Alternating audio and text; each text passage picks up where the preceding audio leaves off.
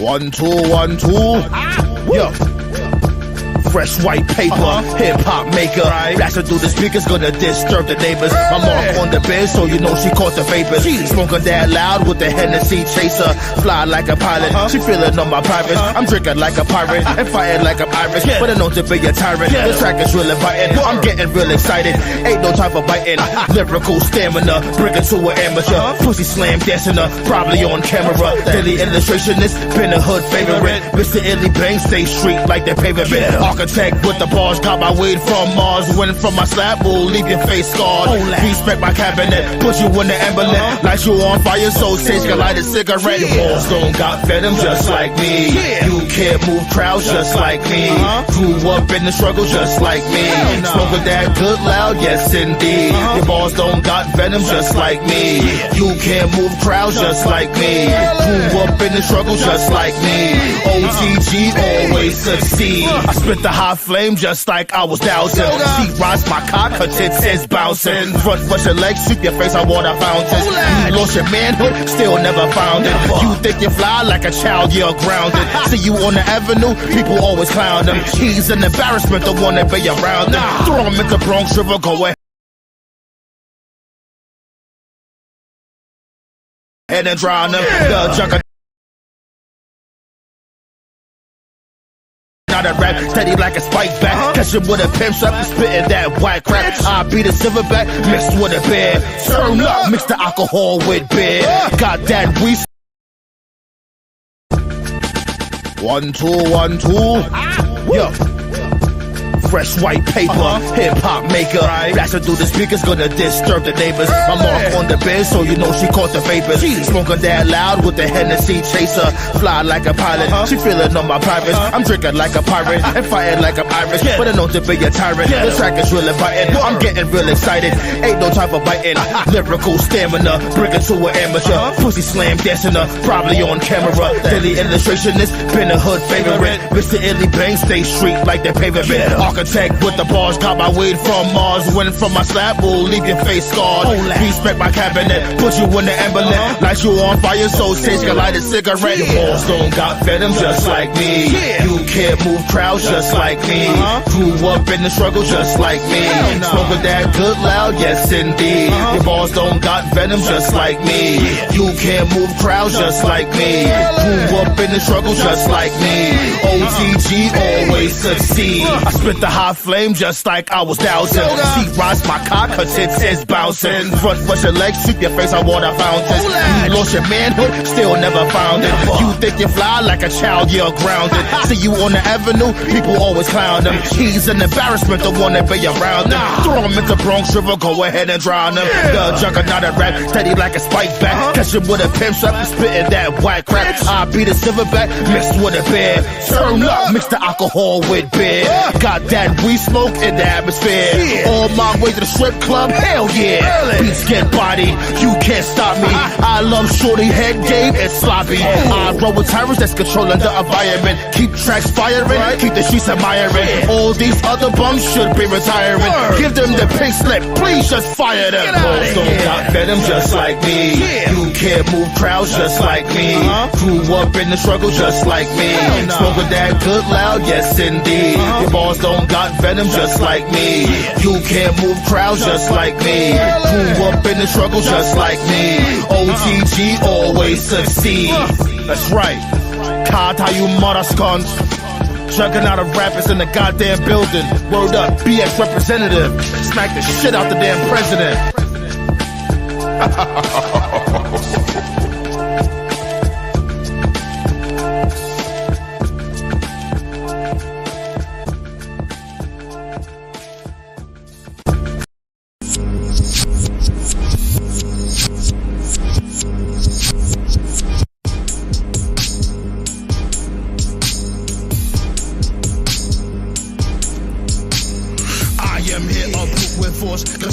And spill your sauce, kill the track with no remorse. Spit those bars till I get hoarse. Break his face like I'm the man. It's no fact that I'm the man. Want my tracks on high demand. Smack your face with a cheap pen. Stick your throat with the guillotine. One man army with a team.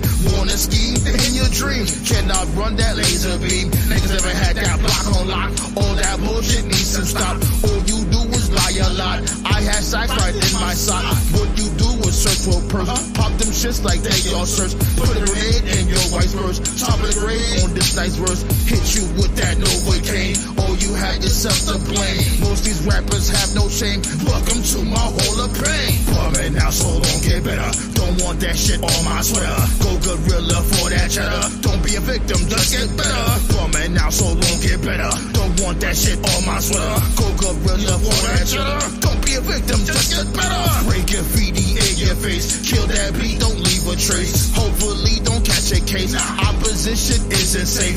Bomber that is mad as fuck. Got it locked like Attica.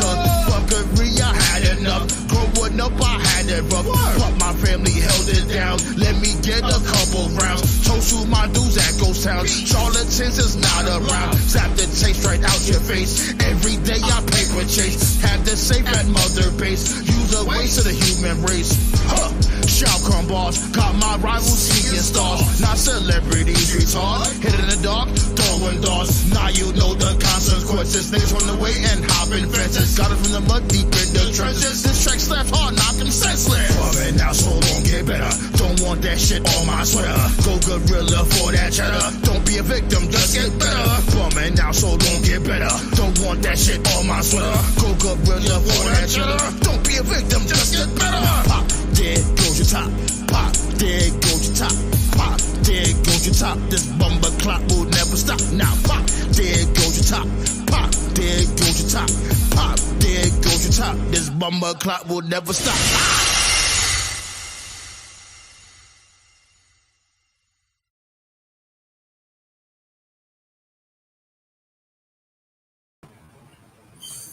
Yeah.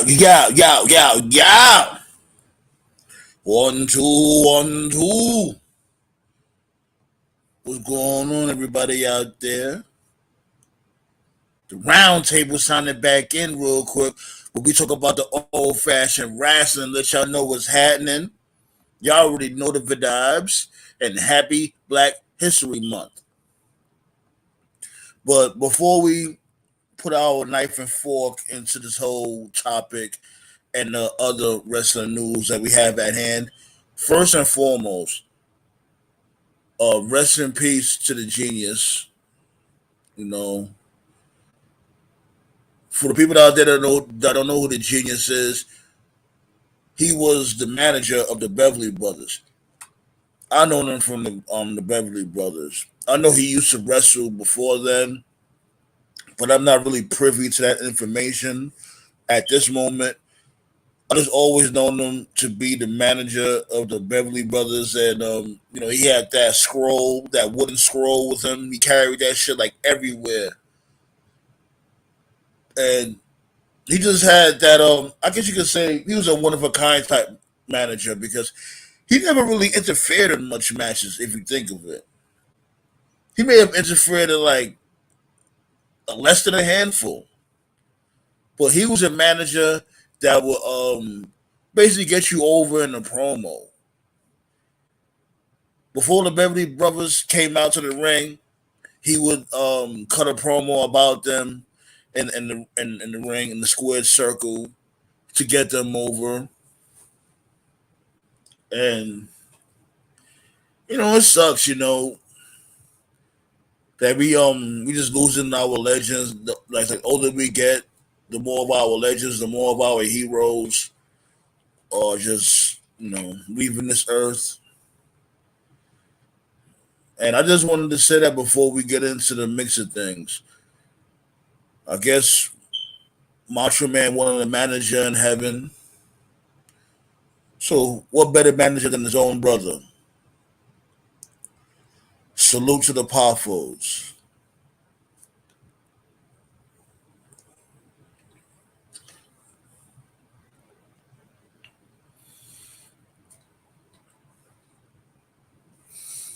Just wanted that quick moment of silence right there. Raheem, what's going on, my dude? The two tracks that I played was from yours truly. The first track was called "Just Like Me" off of the Silverback of Rap one, and the second track was called "Get Better" from off of the Goliath album from yours truly. Especially with that title alone, "Get Better." A lot of y'all motherfuckers need to get better. Don't settle for less. You only have one life. Get better. Don't be a bum. Eh? You fanoke. But yeah. Anyways, Black History, B. I'm gonna start off the Black History lesson with damn Ron Simmons. Born in 1958. He's retired right now, of course, you know that, but this dude definitely paved the way. The first WCW heavyweight champion that was black. And he beat Vader. He also won the tag team champions with Butch Reed. You know what I'm saying? They was doomed. And, you know him as coming in the WWF as, what's his name? Farouk Assad, I think it was. And he had that slut Sonny, a.k.a. Slutty, a.k.a. Sunny Days, as his manager, which made no fucking sense, but whatever. He had that dumbass helmet on, that Spartan helmet on his head. How you have a Spartan helmet made of plastic?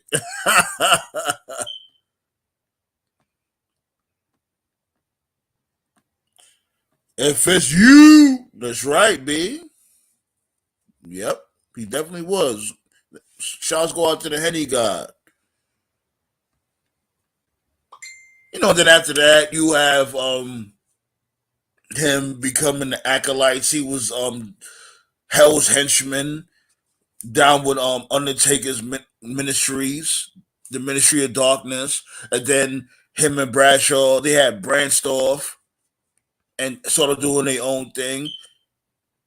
First, there was the Acolytes, then they turned into the APA, and I think they won like what, 2 tag team titles, maybe 1. Shit, as a matter of fact, come to think of it, they were actually tag team champs during the whole alliance angle. Let me drop this link real quick so I know my guys want to pull up. And plus, I want to know about what's going on SmackDown too. You know what I'm saying? We're gonna talk about Black History.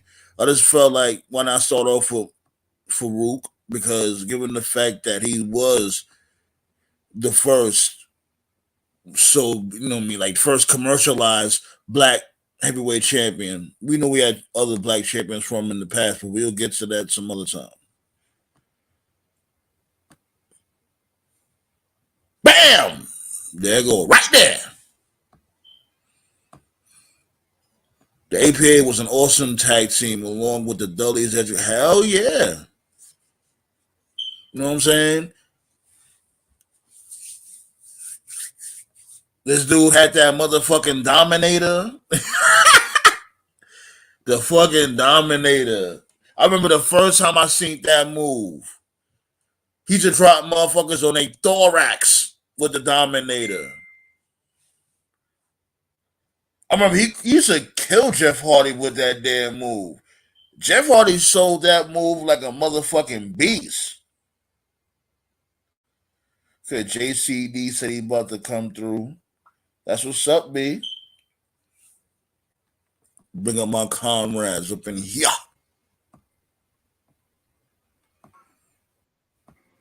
Was goody, was goody. What's up? Like, I remember the ass whooping that Bradshaw and Farouk gave. I forgot the tag team's name, but they were in WCW for like a long ass time. Kai and Ty? No. Like they were in WCW and ECW. Like it was like a white tag team that tried the whole little white rapper bullshit. Huh? Wait. Oh, Public Enemy? There you go. It was Public Enemy? Yeah. They beat the shit out of them. Like I think like during like a Raw or something like that. They were just stiffing them like hard. Pause. Yeah, you can be definitely pause at any time you want. But my gosh, it was an ass whooping. Yeah, fucking Acolytes was no fucking joke, man. Like, I don't even think, I don't think any tag team could withstand how fucking brutal they was. Any tag team nowadays, I don't think they'd be crying, saying like, "Oh, yo, these guys are too fucking stiff." Like, I'm pretty sure it's on the network. But it was just a really bad I'm pretty sure too. Yeah. Like it was just a really badass whooping. Like Farouk tossed one of them through the to the steel steps, and the steel steps flew like say the steps was in the ring.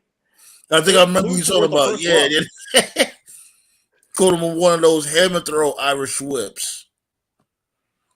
Like it flew towards the first row, and then Farouk clothesline. Bradshaw clothesline from hell, one of them, and then Farouk did the Dominator on the table. Dominated him. Pause through the table. You don't have to pause that. You don't have to pause that. It was such an horrific. It was such an unbelievable ass whooping. Yeah, man. Like, and it was punishment because Public Enemy went to WCW first because WWE wanted them. And they decided to join the other side. Sheamus and that would have been a crazy match. The Ball versus APA. Ooh! Imagine that ball fight. Ooh! A better match would have been Imperium. Oh God! No. Imperium just replaced one of them with Imperium would not have. Go ahead. We get you, JCD. Go ahead. No. Imperium. The problem is with the APA in the bar. I get what you're going for. You need guys who can brawl. The problem with Imperium is that Gunther will chop the shit out of you, but that would probably be the extent of it. Like I don't see like a hardcore. Like I can't picture Giovanni Vinci breaking a beer bottle over Cesaro's head. Like I don't have that visual. I do because they all have that strong style when it comes to ball fight. They would hit you more with like the hardcore uppercuts, the knees. But I can't see Imperium with the way because it's not just Imperium in WWE. This stable. Like you're talking about their style, right? Like the style doesn't match. Yeah, like I just can't see Fabian Archer or Marcel Balto, whatever the hell his name is. I just can't see him picking up a kendo stick and smacking the shit out of Cesaro with. Now, the guys who would fit in this better would probably be the Brawling Brutes. I could see Butch and Holland in that type of realm. I could see that as a better fit. I just can't see Imperium going that road and it making sense. Like it would almost be like, I don't know, get like the cleanest, cleanliest, most germ-scared person and have them drink from like a used cup. Like it just doesn't happen. You know what I'm saying? And I just feel like Imperium in that type of thing, I don't think it happens. Like I said, the Brawling Brutes, absolutely. I could totally see that. I think they would. Imperium works just because of Walter alone. Yeah, but I don't. Yeah, but I don't know what Walter. I don't. I mean, Walter's a badass. Don't get me wrong. I mean, I guess it's kind of the equivalent of Cesaro. I guess if it's Walter and somebody, then I could see it. But I can't see Archer and Vinci being those guys. Yeah, Walter and Vinci. That would work. Okay. Yeah, I guess. you know. Nate, what's going on? Nate Toph, what's going on, my guys? I went back and looked up that Sunday Night Heat match, Acolytes against Public Enemy, because I don't remember that match that I just saw. I'm like, man, Yeah, I don't remember that either. Sunday Night Heat. What, That's why Public it was a Sunday Night Heat. The public, what, the Public Enemy APA disaster? Yeah, against the Yeah, Public I remember that match. Sunday Night Heat. Yeah, I that wish I was. could Yeah, play they that destroyed shit, I think it was. man. I'm about to go on Patreon soon. Watch. We about to go on Patreon soon so we can fucking watch these matches without even worrying about YouTube punk asses. No. You could totally find that on YouTube. I want to say. No, but that's the thing. Like, my channel will get hit. Oh, okay. The copyright. Yeah. Oh, yeah. The copyright. Yeah. I want to say it's early '99. I want to say it said May 7th, '99. I was gonna say '99. Yeah. Sunday Night Heat. Which means it was attached to a Raw. It was attached to a live Raw. Yeah, I remember that. That was.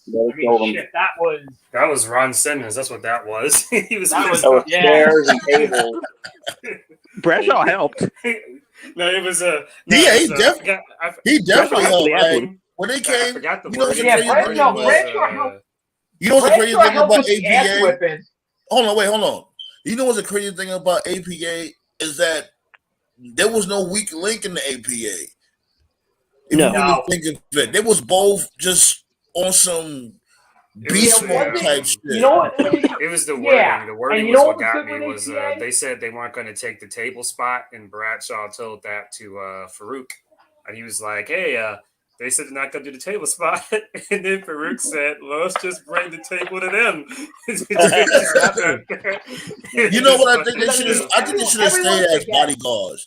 Them being as a tag team in the tag team division, I don't think they needed that. I think they should have stayed as bodyguards. No, you know what it was? You know what it was with them that made them work, and you didn't realize it. Toph knows this. I used to talk about this.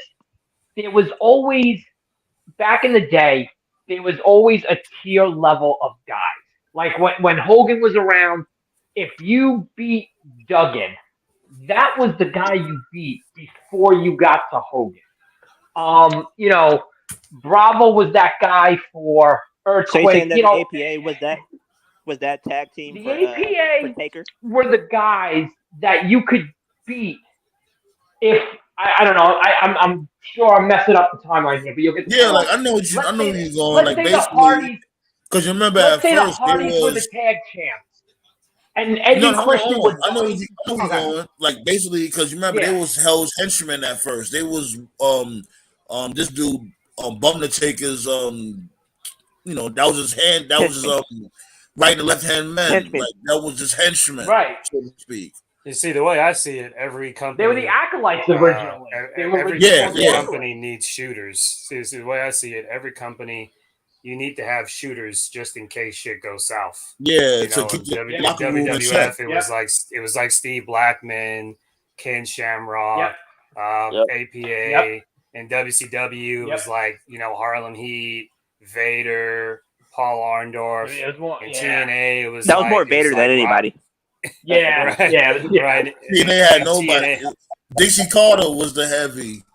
I was going to say in TNA, the shooter was like Joe. Joe was the shooter. Joe was the shooter. Yeah. ECW, the shooter was like Rob Van Dam. Like every company needs to have like that shooter was Taz. In case it was Taz. It was Taz. It was 911. 911. Right. Yo, I'm not missing today. That's what's missing in a lot of wrestling companies. A lot of wrestling companies today don't have shooters anymore. If there were shooters, I won't say that. I think there's too much shooters now. Everybody wants that MMA type of wannabe guys, and you know what? I mean, case in point. I'm sorry, I didn't mean to cut you off, but case in point, Punk thought he was that guy. Yeah, and it blew up in his face. Punk's never that guy. And I don't blame him for trying. That took a lot of balls for him to even try, even two fights. And I know we throw a lot of shit at him, but I always thought it was interesting that when that happened, Yeah, that was, me too. Kyle was hurt when that happened. Kyle was hurt, and even though I give a lot of shit to him, Bobby Fish does have legitimate MMA training, and he wasn't there either. Walter and Brock are those dudes. Yeah, I wonder if he would have had the same energy. I wonder if he would have had the same energy if like Kyle and Fish were there, because like those two can go. I know they're like physically speaking, they're not like the biggest dudes, but like Fish and Kyle, like they can fuck you up. In a real fight, they will expose you. Yeah, Fish. A lot of people make the mistake with Fish of looking at him because he's a smaller guy and he's an older guy. But yeah, Fish will tie your arms up in like 8.2 seconds and then pound the shit out of you with his forearm. Yeah, Fish. But like there's no more Undertaker, Godfather guys like that are legit. There's not a lot of them. You took the idea right out of my head, John. Oh, Godfather. I was just about to bring that up. This dude was a shooter. Given the fact that this is Black History Month, Godfather, Papa Shango, whatever you want to call him. Yep. He was a shooter. Yeah, he was. I've heard Santino could throw some hands for real. Yeah, he got a now Jim Cornette slapping him, and Santino my dude LeBron Pierce, aka LP. I played his track here from before. The Switchblade shit.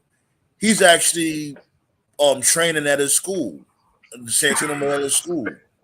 Oh, nice. Yeah, he's got a legit. I think he's got a legit Brazilian jiu-jitsu or something background. Yeah. And another guy that listen, I know he's not everybody's cup of tea in this conversation, but even Cross, I think Cross just got a purple belt. Like Cross is another dude. And listen, we can go into the character. No, that's my guy. I'm talking about the guy. Cross is my guy. I'm talking about the guy. Sure, yeah.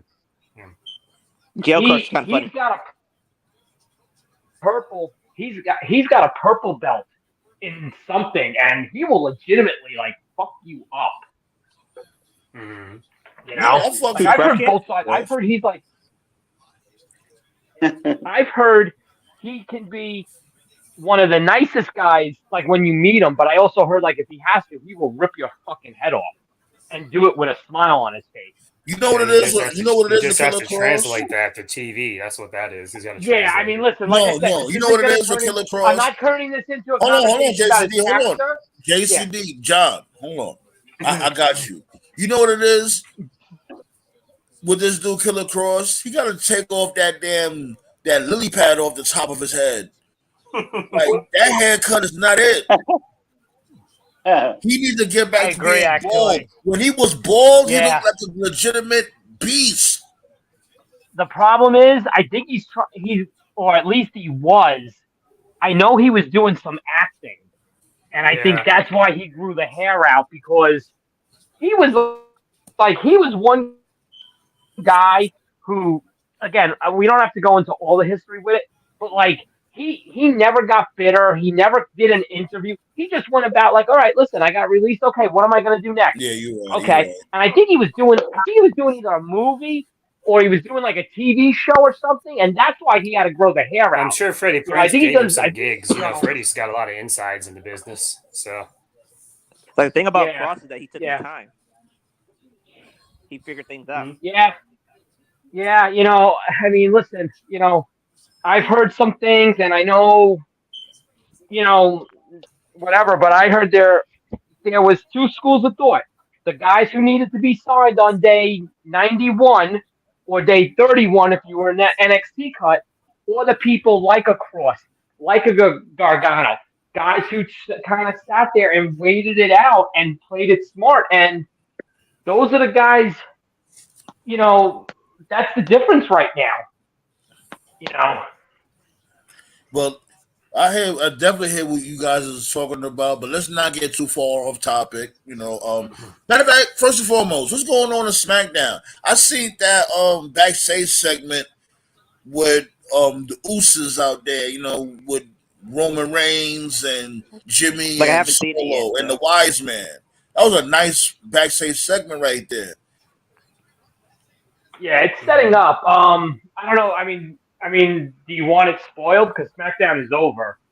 Don't spoil it. I don't care. Okay. I don't know why the fuck my DVR didn't record this shit though. That's what I'm tripping off of. But yeah, go ahead. I'll watch it eventually. I'll leave it at this because I heard somebody say they didn't want it spoiled. The ending is a very solid piece to the next step as far as what's going on. I'll leave it at that. I'll take your word for it. I'll take your word for it. I'll leave it at that.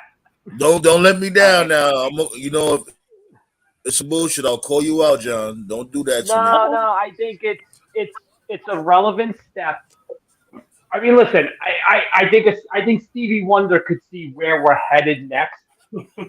Okay. But the way the show ends tonight, it's a key good step in that direction. Step. Yes. Yeah. Well, yes. If you don't want to spoil anything, what matches? If you don't want to spoil anything, at least say what matches was tonight. Who fought tonight? You had Braun and Ricochet against Imperium, the tag tourney finals. Okay. You had Charlotte and Sonya. You had Viking Raiders against the Brawling Brutes, and you had the women's fatal 4-way for a spot in the chamber with Shotzi, Shayna, Zelina, and Natalia. And then you had Rwanda real quick. Hold on, give me a second. Rwanda real quick. Is these dudes? Excuse me. Is Sheamus still down with the Brawling Brutes or only? Yes. Oh, okay. Yes. Yeah, all I gotta say about SmackDown is Charlotte's looking more and more unnatural every week. Jesus. I actually have some news in regards to. Have you guys ever heard of a movie called Death Becomes Her? It's like an old. That's my comedy. Shit. Hell yeah. Yeah. Charlotte looks just like. Charlotte looks just like those old ladies. That's what she looks like for real. Like seriously. Goldie Hawn. She looks like Goldie Hawn. And what was the other one name? What was her name again? The other one. I forgot her name. That was a bad bitch back in the day. What was her name again? Yeah, Goldie Hawn was. No, not Goldie Hawn, but the other bitch. She was a bad bitch too. Back in the day. What was her name again? Damn. I don't know. I can't remember. I don't remember. But we all know Bruce Willis. There's like motherfucker. More. Yeah. No, not Demi Moore. There's like a spot in the match. Sharon Stone? No. What movie? No, he's talking about in that movie. Her. Oh, Death Becomes Her. Well, I'll look it up. I'll see the name. I'm about to look it up right now. Yeah, look it up, Nate. I do have some news in regards to Charlotte. As far as why she was picked for Rhea. The feeling is the crowd is so behind Rhea right now that they didn't want to risk. There you go. Yes, Meryl Streep. All you had to say was a bad bitch back then. Yeah, all you had to say was Casino. I would have told you that. My bad. It's Black History Month. We're talking about Meryl Streep. Fuck it. Go ahead. Right. No, real quick on why they went with Charlotte Rhea instead of Charlotte Bianca. Apparently, they're not. Well, Hunter is not blind to the fact that Rhea is white hot right now, and they didn't want to risk the chance of Bianca losing the crowd at Mania to Rhea, so they figured the easier way to go. That makes perfect sense. Yeah, that doesn't make any sense because would be to have Rhea go up against Charlotte, and you let that crowd because you let that crowd go. Hold on, John. Let's hope go. Go ahead, Toe. I was saying that doesn't make sense because Charlotte's supposed to be a face, and we know that's not working, so they're going to boo her anyway. So it doesn't matter. Well, no, but that's the mindset though. They'd rather have Charlotte. They'd rather have the crowd turn on Charlotte and be pro Rhea than have the crowd potentially turn on Bianca and be pro Rhea. They're willing to sacrifice Charlotte than Bianca, which it shows Bianca is more important than Charlotte is because they're willing to let Charlotte get eaten up by that crowd. They didn't want to run the risk of Bianca getting eaten up by the Mania crowd in favor of Rhea, which honestly, Bianca I would say this anyway. I think it's coming later. But I have a question though. Wouldn't Asuka be the same exact thing? Yeah, pretty much. Yeah, No, I don't know if they go that I far. like how John broke that down though, because I didn't really think of it like that. Because Bianca Belair is on like a incredible run right now, and like it's Black History Month, so I definitely got to mention her being like the most dominant. She is like the most dominant Black woman ever. Well, to be fair, there isn't that many to pick from. So, and why not let it be her? Why not let it be her? It's perfect. It's really perfect what they're doing. And I think I don't know Tony if you guys saw. John, hold on, I got you. Sorry. It's cool. It's cool. I appreciate it. I appreciate the energy. He's high on the Ritalin. What I was gonna say is that I think this dude Tony Khan is playing tit for tat with Jade Cargill, because he's building like his black queen, while WWE's building a black queen. Tony Khan's ruining Jade Cargill, in my opinion. I doubt that. I really doubt that. Hang on, I'll jump into this. He's right to a degree, and I'll tell you why. Jade is a superstar. There is no arguing that. She is everything Britt Baker wishes she could be. She is marketable. Hold on. Hang on. Say that one more time, John. Say that one more time. You're the only one that ever said what I always thought. Say that shit one more time. Jade Cargill is everything Britt Baker wishes she could be. Hit that fucking like button. Stop playing. Would you have a rib or something? No. But hang on. Let me explain. But it's true. Right now, Tony is not doing. I don't want to say he's purposely doing wrong by Jade, but he is not doing right by her. And I don't know if it's because of circumstance, of assumption, or whatever. I'm going to give you two examples. Look at the Bow Wow angle. Jade even admitted the angle just got dropped. Okay? That it's not it's something we're going to revisit later on. That's nothing but a Tony Khan hang on a second. Every hot angle. Right, but hang on a second. Give me 90 seconds on this. Go ahead. The difference with what they were doing with that was this wasn't wrestler A teasing a feud with wrestler B, and we just decided to go into a different direction. This was Jade having a social media feud with a celebrity, okay, that you'd like to hope, and I think we know what the plan might have been, okay? There was supposed to be, remember, the last time Bow Wow appeared on Dynamite, oh, don't worry, girl, I'm going to see you soon. Well, soon came and went, and he never saw her. It was supposed to be Mercedes. Yes, that's number one. That's not wrestler A, like I said, teasing a feud with wrestler B, and then they just go in a different direction. This would have been a good publicity, get some outside eyes on the product, and some outside eyes on her that she deserves, and you just dropped it out of nowhere. The other time he did her bad was this past Wednesday on Dynamite. Oh my God. 50-0. Listen, hang on. 50-0 should have been a major thing. No offense to Red Velvet. She's a nice talent. Good talent to have on your roster. Great. She was not worth that spot. That spot needed to be bigger than what it was on Wednesday. Yeah, and like Sriracha. Someone go get somebody. It should have been fucking Sriracha. They don't have anybody else. That's the problem. Go get somebody from Impact. Go get somebody from. It should have been fucking either Sriracha or Britt Baker. It should have been one of the other. Who the fuck is Sriracha? And you give her Sriracha. You know who Sriracha is? Saraya. Saraya? Why would Saraya lose to her? She just came back. That makes no sense. Because what's she gonna do? What is she gonna do? Why is she even there? What? That's a whole. But Roger saw. 50-0 should have been a milestone win. And like I said, this is no offense to Red Velvet. Nice little talent, good person to have on your roster, but she was not worth that spot. And that is another. And that is Tony did that wrong. And I'm sorry, but you know what? At least there was you need to do something with her. Yeah, but for 50 and 0, yeah, there's a story with Red Velvet and yeah. What was the story? I mean, to me, if you go to me, there was nobody else. John, Rosa still hurt. Hold on. There was nobody else. The problem is that a lot of the other people that could be are either hurt or they're Chris, hang on a second. Like Serena Deeb is a heel. Hold on,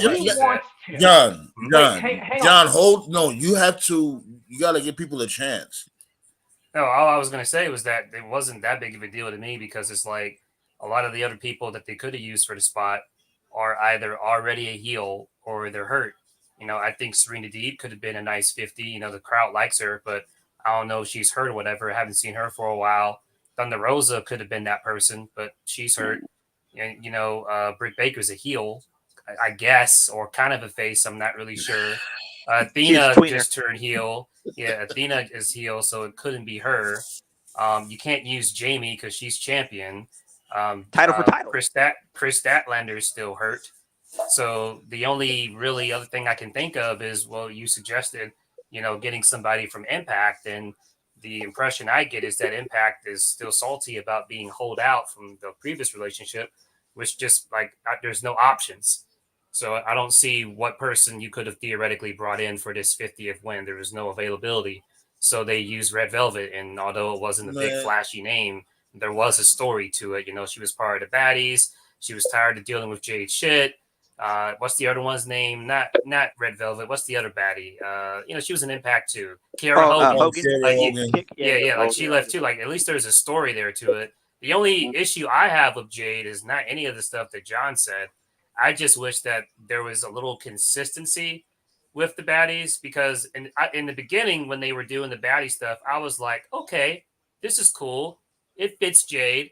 I like it. It's different, but then somewhere along the way, they brought in that other chick, Layla Gray or whatever her name is. And then in the beginning, Jade didn't seem to care for Layla Gray. Now all of a sudden she does. And it's like, well, what changed? That wasn't really explained. And where's old boy? Because everybody's disappearing around her.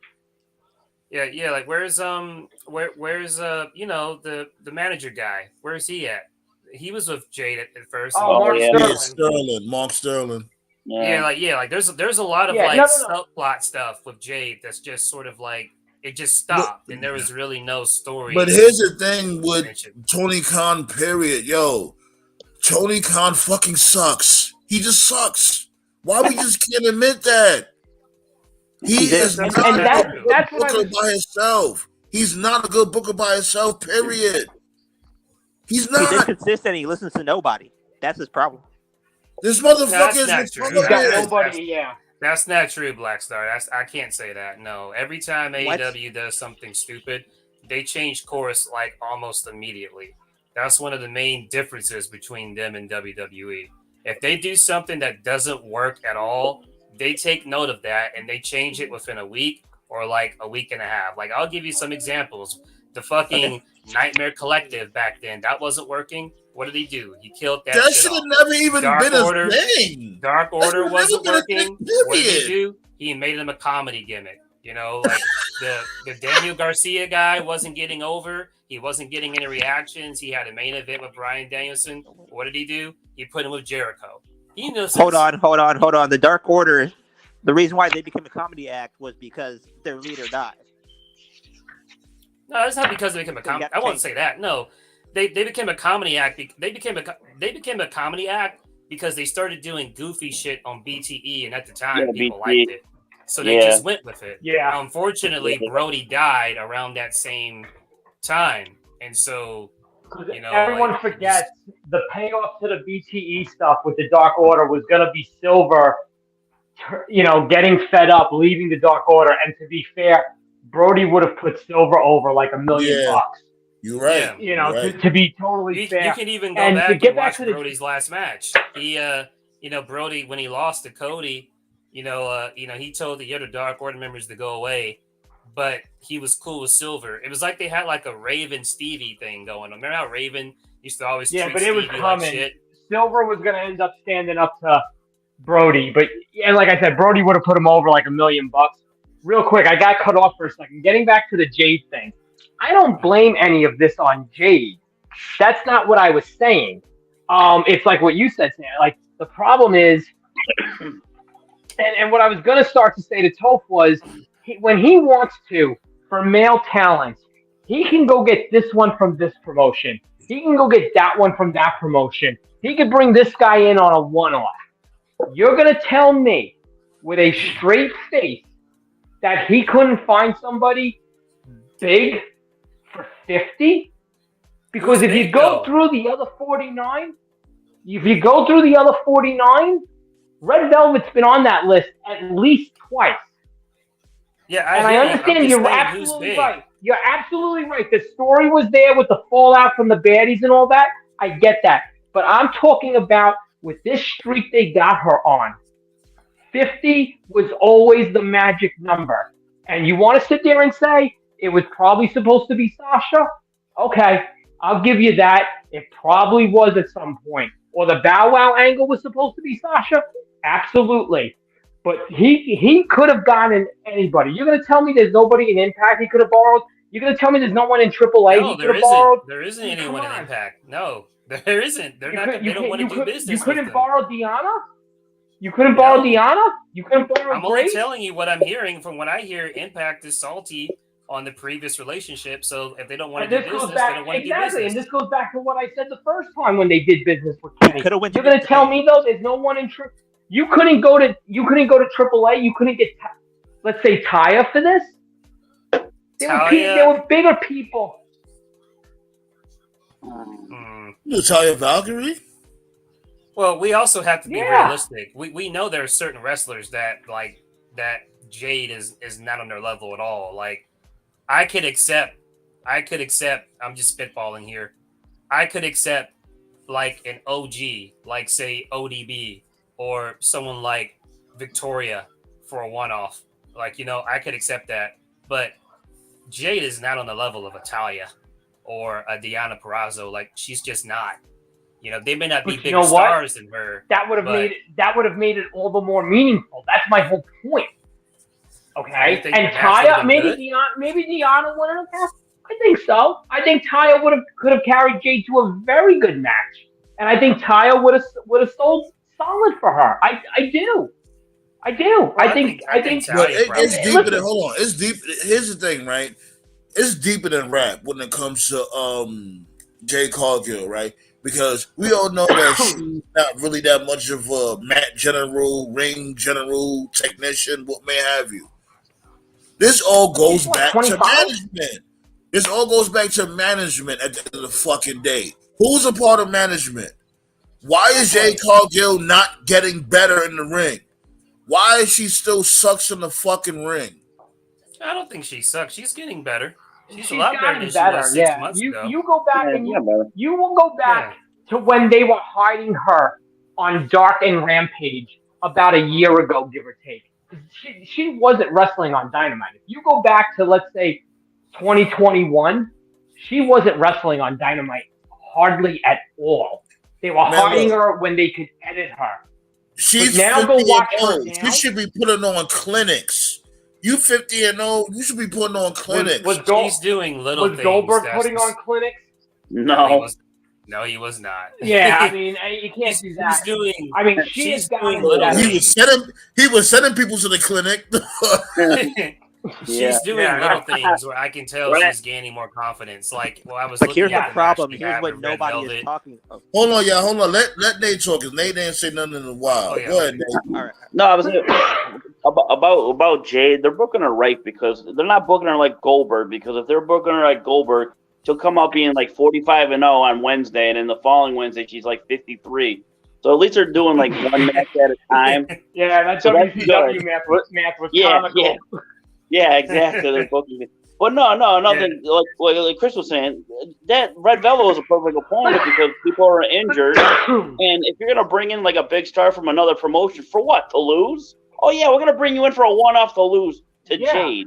That's just I just want to say, why not? And I mean, unless you're like Brock Lesnar, make sure the check clears. It's fine. Make sure why not? Other than that, why not? And I just want to say to Impact, if the stories are true of Impact being salty, like that's not TK's. Yeah, fault. probably. That's fucking what's his name? I always forget his name. What's the dude's name? The fucking VP. Don Callis. No, not Don Callis. Callis. The other guy. Oh, Scott D'Amore? Yeah, Scott D'Amore? The Scott D'Amore guy. He's a here's fucking the whore. Story from what I heard. I heard Callis told Anthem management and D'Amore that, this is going to be a great working relationship. Everybody's going to benefit from it. It's great. So they signed off on it, and Kenny went in and pretty much ass-raped the entire promotion. And so did Tony. And it was like, that's when I heard, like, D'Amore was like, and then Callis took off. He left, went to AEW full-time, and left D'Amore to hold the bag. Now, to be fair, D'Amore got fucking screwed over by Callis. They did. Fair is fair, right is right. And that's hold on. Let me read was already done. Hold on. Let me read what Marcus Brown said. He said Jade Cargill will do wonders in WWE. She and Bianca Belair, along with Naomi, can be the female Hurt Business. That's not bad. Yeah, that'd be cool. Yeah, that'd be crazy. Not bad at all. Well, the reason why I never thought of that. Like, what about that? That's like all females dressed in like suits. Yeah, Pornhub right there, man. That's a making There right you there. go. What? They be making money hand over fist. The reason why I throw Scott Here's another thing. is because this is the same dude that knew that Tessa Blanchard was a racist piece of shit, and he went ahead and doubled down anyway. And then he wanted to act all shocked and confused when Tessa couldn't be bothered to send one promo. At some point, Scott D'Amore realized Callis was involved in that too. I like that comment. I'm gonna leave that comment up there. Here's the other thing with Jade that Tony does wrong, and this is how he does wrong by her. She's married to Brandon Phillips, who's the ex-second baseman for the Cincinnati Reds. Had an amazing baseball career. Phillips does spots on MLB Network occasionally. I think he's a broadcaster for the Reds. He's had her at games.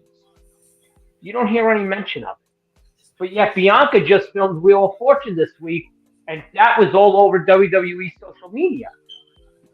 He's not promoting her to make her that star and next level star. How much times I said that about this fucking guy? Be real. I always said that. This dude sucks at promoting. He wants to do everything himself. Right now, he's not promoting nobody because this fucking punk ass Jaguars didn't fucking make the cut. I'm gonna ask you guys a question. Hang on, I'm gonna ask you guys a question, and this is gonna be right with Sandman's point. Did you know Adam Cole and Britt Baker were on Shark Tank? I knew they were on We Bar spoke Rescue. about that from before. You knew because I mentioned it in the group chat. I knew they were on Bar Rescue. Thank you, Sandman. They was on Bar Rescue. That's what I'm talking about. They was on Bar Rescue. They was on Shark Week. You knew it because we talked about it in the chat. And this dude is not promoting nothing. Why is that not being featured on Dynamite? Because he's worried about Rampage and Coke. Okay. Here's the problem about Tony Khan. Go ahead. No, your stars are out there on outside things. You should be promoting the fuck out of it. And that's the only criticism I have for that is Britt Baker is close friends with what's his name, Nate? You know, the dude from Cobra Kai, Sensei Kreese. Oh, Kreese, yeah. Barn Cove.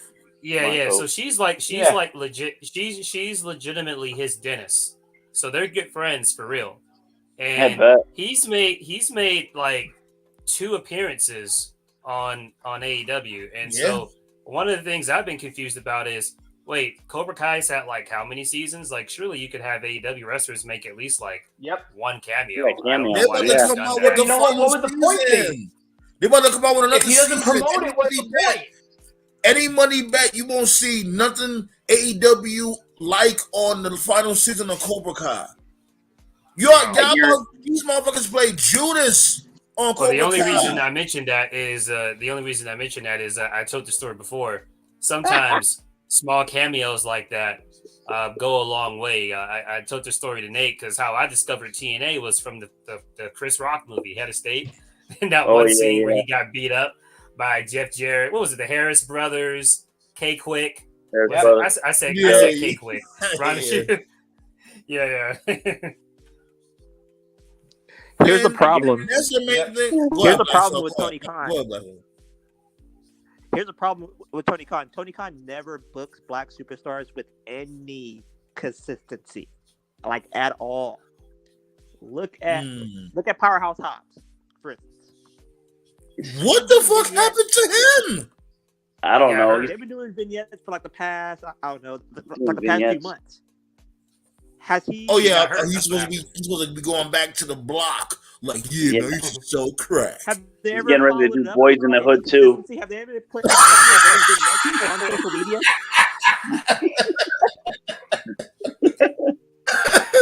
Shit. Happy Black History Month. Yeah. The fuck out of it. Tony Khan fucking sucks. And I ain't gonna lie. I'm not gonna lie. He has too much on his plate. He has too much on his plate. The next TNT champion should be Sunny. Because that champion and hers are both like the same. They hop from one dude to another in short periods of seconds. You said Sunny. Who's Sunny? What? Sunny. Who? Sunny. Sunny Days? No, yes, Sunny Days. Oh my god. She should be the next TNT champion. She's in jail? Is she in jail? I'm pretty sure she's in jail, right? You didn't hear what I said? I said she should be the next champ. She should be the next TNT champion because her and the title is basically the same. They hop from one dude to the next. Hot potato. Well, what's wrong with that, man? Mm-hmm. Attitude Era did that all the time, bro. Here we go. I told you, man. The WWF title changed every other week, and everybody fucking loved it, bro. Everybody loved it. It's the biggest part of the Attitude Era. People romanticized. Either they romanticized it or they just forgot. Bro. Watch who was championship in the Attitude Era? 2002. It changed hands like every other week. He's right. The hardcore title. Right. That shit was crazy. Well, the hardcore title was going to change hands. Remember, it was 24/7. Guys. Yeah, 24/7. No, he's right. The WWF title, Toph is 100% right. Between 98 and pretty much 2000 I'm just guesstimating off the top of my head, probably had 10 less than 1 week title changes. Toph is 100% right. The only title that really didn't jump was the WWE title, the heavyweight title. No, it did. Here's the thing, though. I think that's a weak argument. You know why I think that's a weak argument? Because shouldn't they learn from that? Shouldn't AEW learn from that? Like, oh, that's some bullshit that what WWE did. Let's do something Toph different. Is right, though. That's part of the thing. No, he may be right, but that doesn't mean AEW should do it too. The takeaway that I'm making is that if wrestlers are over and if the storylines are over, fans don't care. And back then, everybody was so over, wrestling was so hot that I guess the fans at the time just didn't care. And with the benefit of hindsight, also gave. What makes you tune in too? Jumping on your point, it also gave exactly. Nate just nailed it. It gave you a point of anything could literally happen at any time. Right. Mm-hmm. You know, it gave you a sense of, okay, Brett won the fatal 4-way to become the champion because Shawn gave up the belt last night. There's no way Hart's going to drop the belt to Sid tonight on Raw. Sure as shit, Hart dropped the belt to Sid. Yeah. You know? Yeah. I remember that. Thanks for the likes, everybody. Thanks for the likes. Hold on, Nate. My bad, Nate. I just wanted to thank everybody for the likes. So I appreciate the love. Go ahead, Nate. Oh no, I was being like Sid. I don't know shit, crybaby. I've told John several times my least favorite year, and I know a lot of fans have like a fondness for it. And if anybody didn't sub, make sure y'all sub. Make sure y'all sub if y'all didn't sub. For anybody that's live, anybody that's watching the replay, make sure you sub too. It's all goody. Yeah. Go ahead, Toph. Yeah, John knows. I've said it before. My least favorite year in WWE is 2002. I know SummerSlam was like goated, but like the WWE title was a fucking prostitute that year. Jericho was the undisputed champion. He dropped it to Triple H at WrestleMania. The very next month, Triple H dropped it to Hogan. The next month, Hogan dropped it to Taker. The next month, Taker dropped it to Rock. The next month, Rock dropped to Brock. And it's like, okay, Brock's the next big thing. He'll have a run, but he does have a run. Meanwhile, Eric Bischoff brings the World Heavyweight Championship, just fucking gives it to Triple H. No tournament, no battle royale, no fatal four-way, no gimmick. He just fucking gives it to Triple H. Why? Did he give it up to HBK that same month? Right, and then he drops it in his fucking first defense against Shawn Michaels in the first chamber. And then he wins it back. No, he didn't. To be fair, Hunter probably had the longest run that year. He actually went 2.5 months without dropping the title. He actually beat Kane and he beat RVD before dropping in the chamber. And I'm not even saying this to be funny. No, it was what was it? The September pay-per-view and the October pay-per-view. He actually defended it. That was the Kane where they unified with the IC title and RVD just challenged him. But no, and it's not even to be funny, but Triple H, that 2.5 month run between when he got handed the title in Survivor Series, I think Toph is right. It's the longest reign in 2000. That whole year, yeah. He's right. And then Brock dropped it to Big Show at Survivor Series. And I think there was a 3-way. I think it was Big Show, Brock, and Angle. And then Angle won before the year. No, it was Big Show Angle 1-on-1. It was Big Show Angle 1-on-1. Oh, okay. Now, Black Star, you're talking about 2004. That was 2004 before Brock left. Yeah, that was 04. Yeah. Dude. That was No Way Out. I'm sorry, but dropping the title to the Big Show, you're jumping the shark right there. Shit. Apparently, what was supposed to happen was not what was supposed to happen. Hogan got hurt or something, and he was politicking to Hogan Vince. Left, yeah. He wanted to face Brock at Survivor Series and beat him, and Vince was like, "Fuck off." So that's why they did Big Show. Yeah, it's definitely an underwhelming. Hogan was playing the MSG nostalgia card, and you know what? The one thing Hogan was right for, because listen, MSG.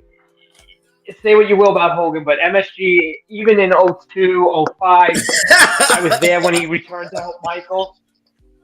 MSG was Hogan's house, and Hogan would have had that building rocking. No, I'm being fair. Hogan would have had that building rocking if he would have faced Lesnar. Where Hogan went completely off the reservation is when he told Vince, "Oh, and I'm going to beat Brock, brother." No, pal, you're not. Yeah. This ain't 1984. And Hogan left. Lesnar. Yeah, but wrestling was just so hot back then. Even when the Attitude Era ended and like WCW died, like in the early 2000s, wrestling was so hot that the fans at the time, they just didn't care about all the constant title changes, and so when the storylines are consistent, nobody will ever care. Mm-hmm. Yeah, pretty much. That's the takeaway. Yeah. Storylines good, wrestling's good. They don't care. And listen, for the TNT title, it's fine because you know what? The belt should be on TV. It should be, these big matches should be happening on TV. And yes, it should be a case of it should be a case of anything can happen at any night. If you know for a fact, let's use this Wednesday as an example. Like on some real let's shit, just say for Revolution. On some real shit, the TNT title should be challenged with these dudes, Mox and the Hangman, Adam Page. They should be fighting for the team. They could fucking bring some prestige to that shit. Eventually, they'll get there. You know. Yeah. Mm-hmm. Yeah.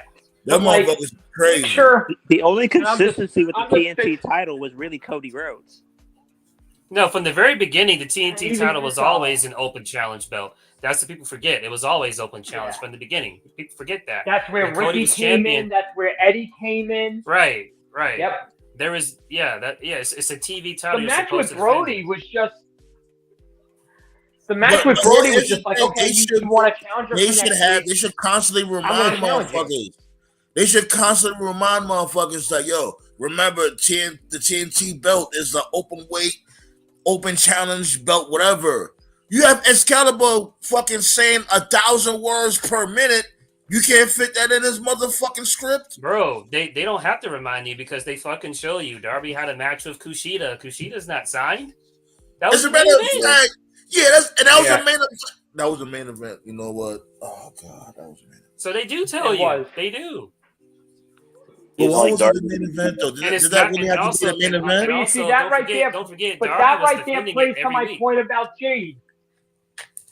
That right there plays to my point about Jade. You were able to get Kushida to challenge Darby. You could have found somebody for 50. But my thing is, I don't mind this. I don't mind him having the match, but why did that have to be the fucking main event? That is retarded. Because Darby draws.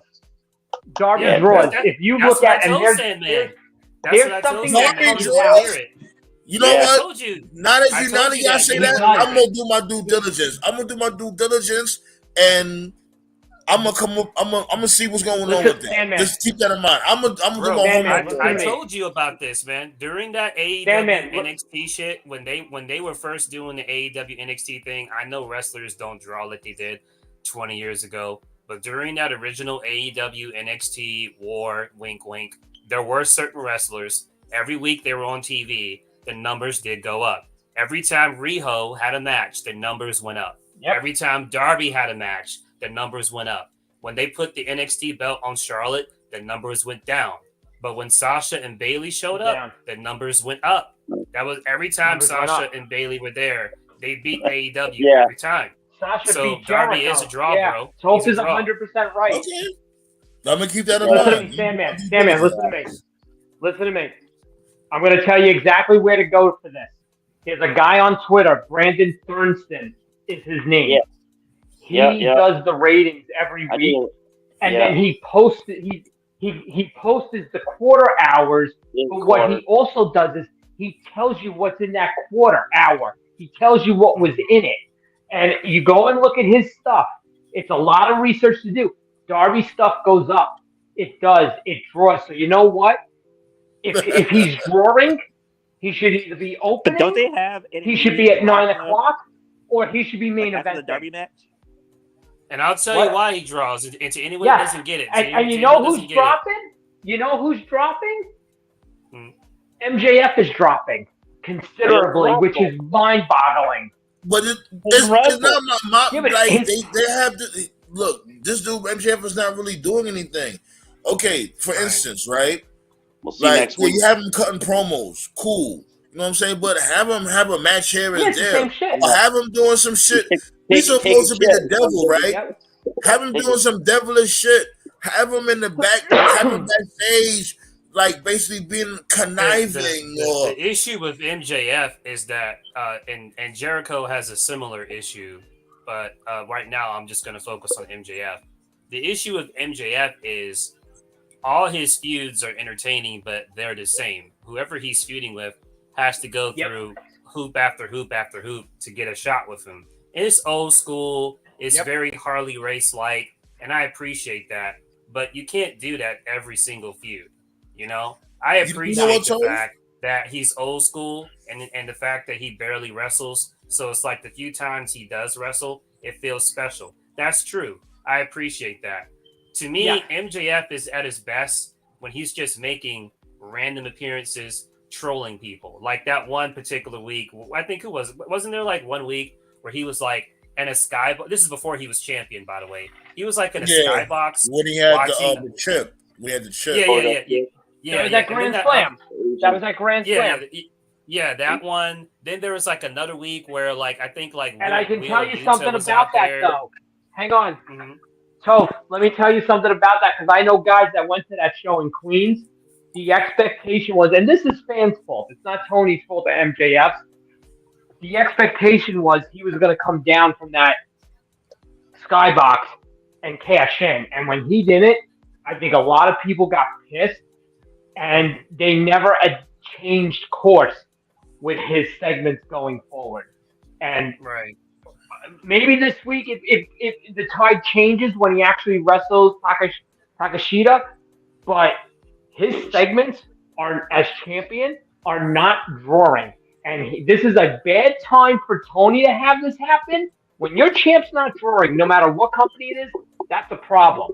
It's also a problem for Max because you want to enter contract negotiations with both companies, and you have nothing in your gun as far as drawing power goes. Because if I'm Tony, and I wouldn't blame him for doing this, I turn around and be like, Max, you want to be paid like a top guy, like the top guy here, buddy? You're bleeding viewers every time you're on TV. I'm not gonna pay you like that. You can't say shit because the numbers don't lie. Let Nate and Blackstar go, y'all, because it's been a while since they said anything. No, I was gonna say MJF's not going anywhere. He's not going nowhere. He's not gonna go to WWE. They'll fucking castrate him in his character. So just get that shit out of your head. Less, he's gone. Yeah, whatever. Yeah, I said, what Blackstar? You gotta speak a little louder, my dude. I said that if they pay him less, he is gone. If there's any they pay him less. They gotta at least give him more, a little bit. Tony Khan, he already cut that big ass check. Remember, like when he cut that promo, when MJF cut that promo, that dude, Tony Khan cut that big ass check. I think he already re-signed a contract. I got two things to add on MJF. I think MJF is more captivating as a tweener. You know, that period when he was when he after the Punk shit, you know, with him and the Elite, after the Punk Elite shit happened, when MJF first came back and like the fans were cheering him, but he was, you know, still being heelish. Like when he was a tweener, he was more captivating. After he won the belt from Mox, they just fully committed into just him just being a 100% heel, which is fine. But I think he was more captivating as a tweener. But to what you guys are talking about as far as like the money is concerned and like what's going to happen, John made a point a couple of weeks ago. I think what it's going to come down to also is what's happening with Jay White. Because John, you had mentioned that whatever company Jay White goes to, assuming he leaves New Japan, you said that MJF should go to the opposite and vice versa. I agree because they're both very similar. They're both very young, and I can't see Jay and MJF like in the same company. And then you also have to consider that guys like Will Ospreay, his contract's running out soon as well. And there's no way New Japan's keeping all these folks. Like we know how it is. Like the money's always going to come calling. So I can see someone like. If I'm Tony, to your point, if I'm Tony, I go with White, Ospreay, and I try to get Okada. I let MJF walk. The money it's going to cost to keep him is going to be, and I'm not saying this as a WWE guy saying, oh man, I can't wait to have MJF on Raw. I'm just saying, you got to look a little bit big picture. It's not just Jay White and Ospreay. You got Wardlow eventually. You got Jade eventually. You got these first round of contracts that had all these AEW-friendly option years. They're starting to run out. Okay, he doesn't have 17 options on Jericho. He doesn't have 17 options on the Young Bucks. He doesn't have 17 options on Kenny or Paige. Moxley's going to be a lifer. His contract went out this year. Yeah, so you got Tony might have to sit. Well, it's next year. My bad. No, I think Kenny's September. I think Kenny's September of this year. Yeah, that's what I thought. I thought it was this year. You know, and everyone forgets Danielson, Cole. I think Punk's gone at some point. But Danielson and Cole, they're in year 2 of those 3-year deals. You're going to have to re-sign Cole because Cole will take it to the open market. You Cole damn will. right. Danielson, talk your shit, John. Adam Cole, and let me tell you something. But you gotta sign Jay if you're gonna keep Cole.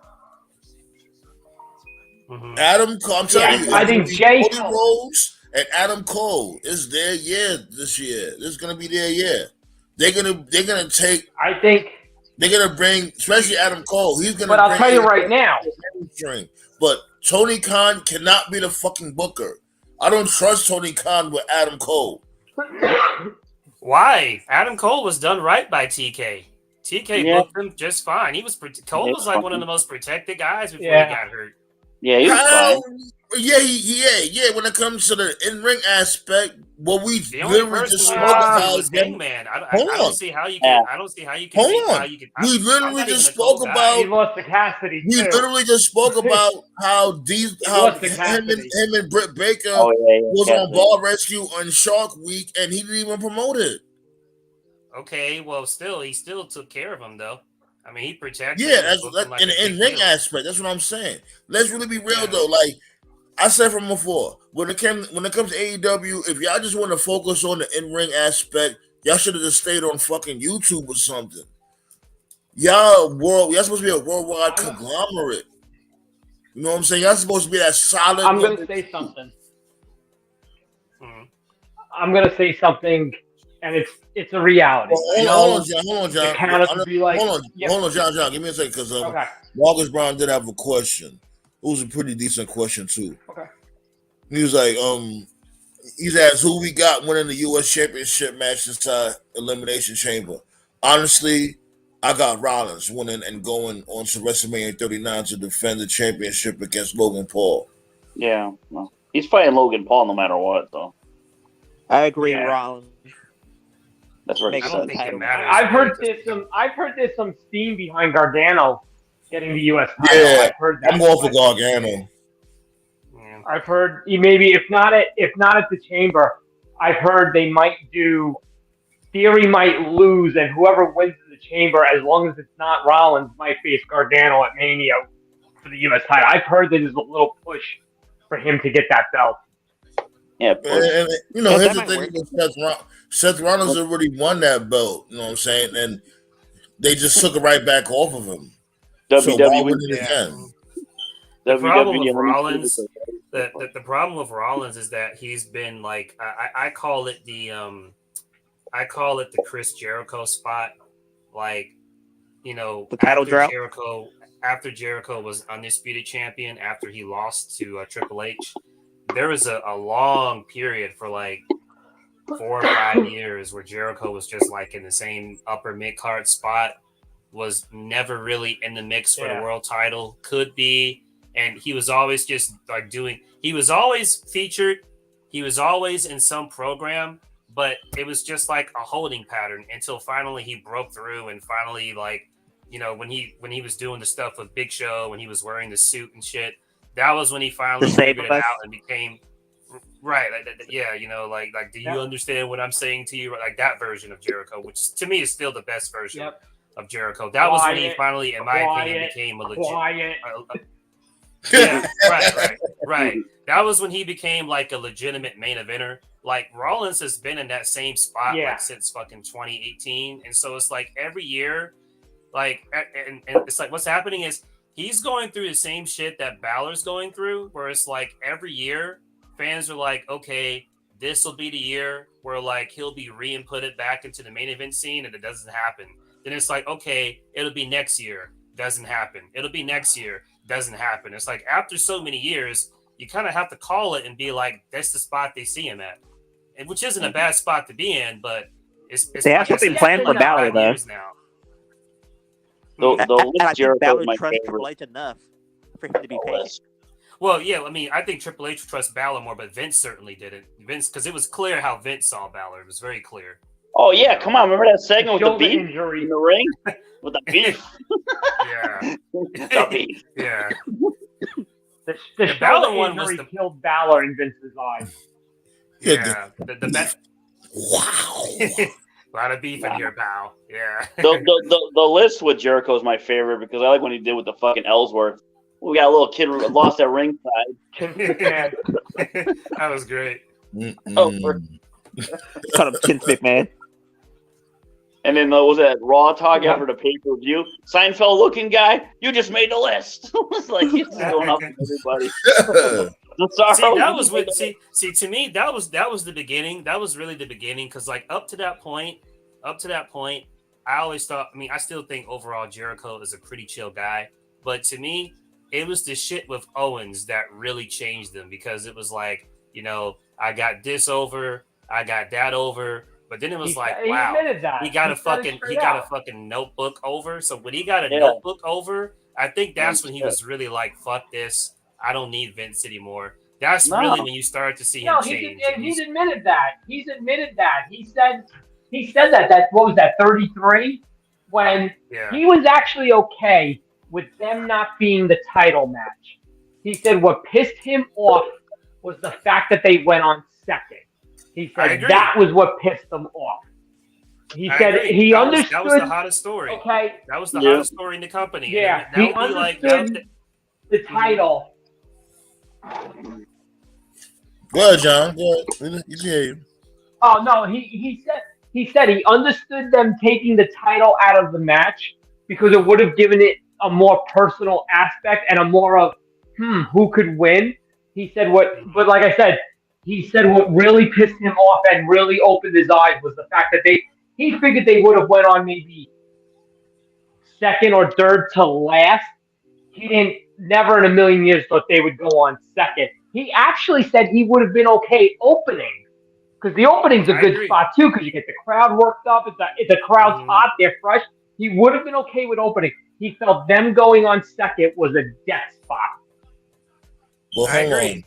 That was the hottest story in the company at the time, and it went second. That would be like if WrestleMania was tomorrow and fucking Roman Sammy went second. You'd be like, wait, what? That's what they did. That would be Roman would have killed somebody. But check this out, right? Like, speaking of Chris Jericho, you know, Black History Month of Rasslin and all that. Who remembers when this dude, Missy Hughes, was his bodyguard? Oh, yeah. Oh, my God. I remember that. Yeah. What was it, 95? Yep. 99.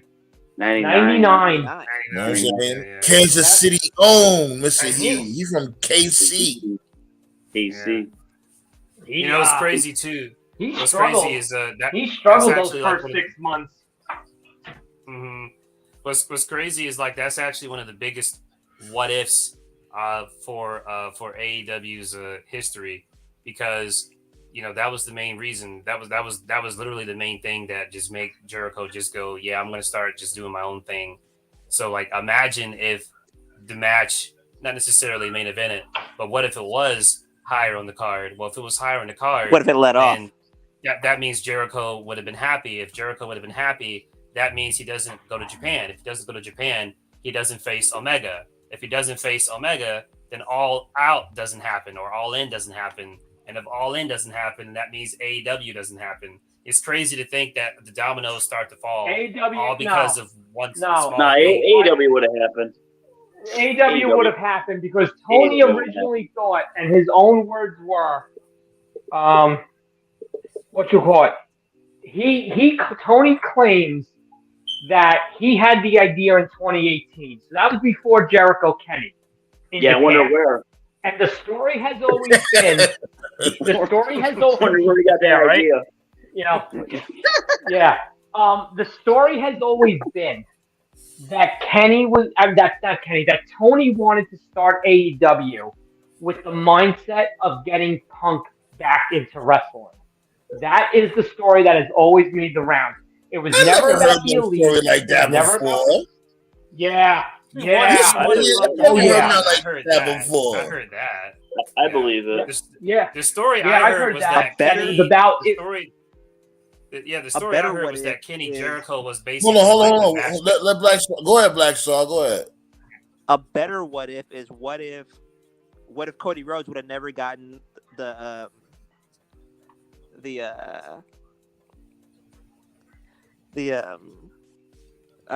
your time. What if he never left WWE? Stupid stipulation about no. That whole star thing. Oh, Stardust. What if Cody never got Stardust? Stardust. Oh, yeah.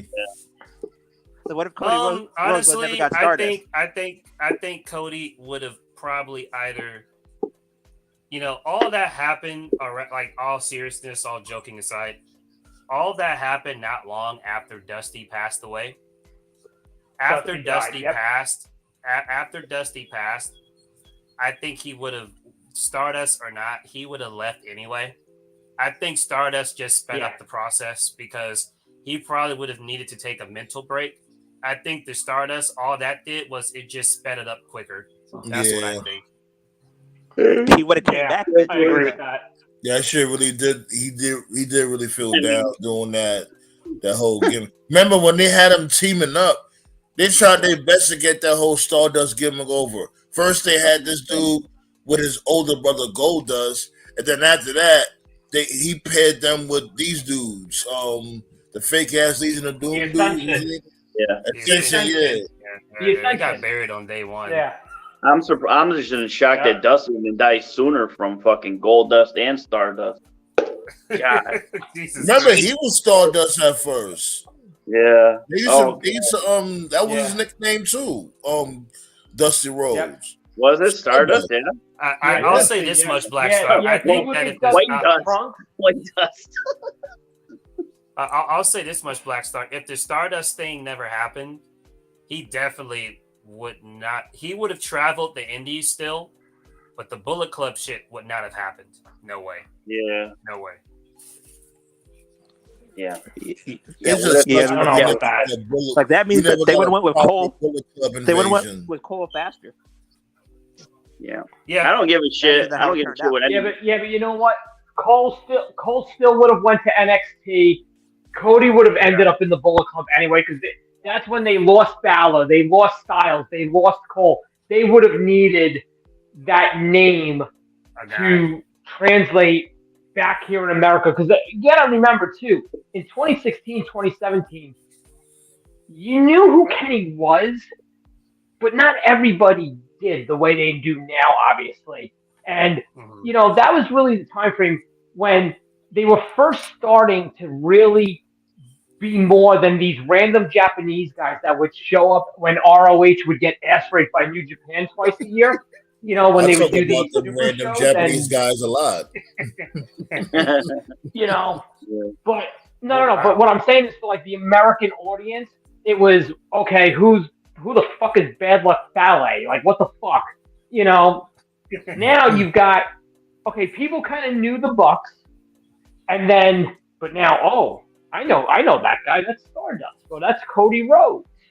Okay, I'm gonna check this out. He's gone from WWE. I'm gonna check this out.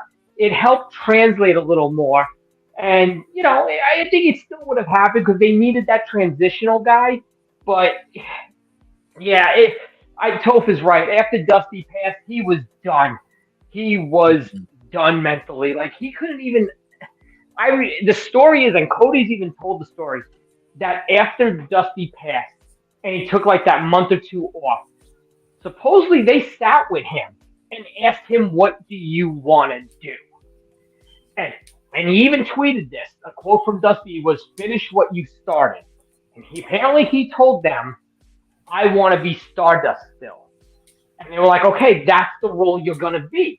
And then, like 6 months later, when he was like, "Oh no, I don't want to be Stardust anymore. Listen, I've been filming these vignettes with my wife. I'm in a suit, whatever this and that." They were like, "Dude, no, you're Stardust. This is where we have you." And that's when he was like, "Fuck this, I'm out." You can still find those on YouTube, by the way. For anyone listening, you can still find. Yeah. Just go to YouTube and put in like Cody Brandy unused promo. It's like what John said. He was in a suit. Yeah. His hair was still black. It was basically a prototype for like who he is now, and they saw it. Was it Rose Prizes? It was something like that.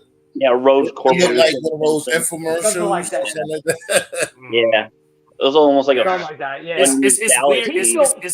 It's really weird looking at it now because he looks like Cody, but he has the black hair. So it's like kind of a weird, surreal experience because like you look at it and you're like, oh, and so it's like okay.